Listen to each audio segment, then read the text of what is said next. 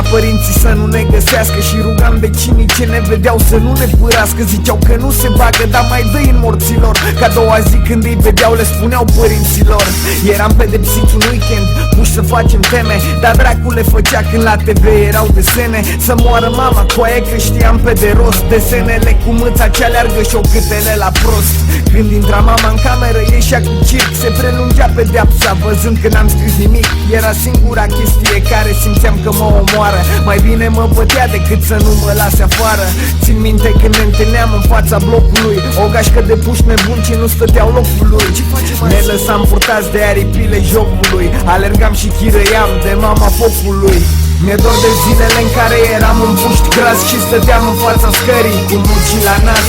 Mi-e dor de toți prietenii mei din copilărie cu care împărțeam pâinea până la ultima felie. Mi-e dor de zilele de fotbal în care jucam și pe mine mă puneau în poartă că îi faultam. Toate lipsesc, vărs o lacrimă că nu-i ușor.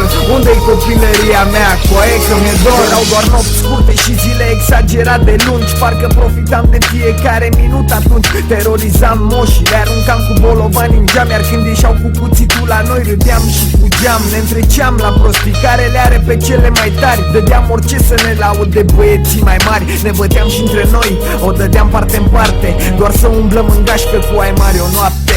Era nebunie, mi-aduc aminte cu atâta drag, primeam țoale de la ai mari, de-aia mă îmbrăcam larg.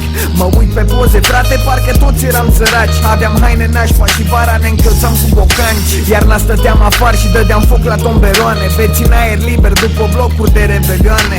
Aș da orice să pot da timpul înapoi, să mai fumez coloana și Dacia cu voi. Mi-e dor de zilele în care nu știam de firme și vedeam haine originale doar în filme. Mi-e dor de toți tovarăși din copilărie și de cum ne jucam toți cu aceeași jucărie.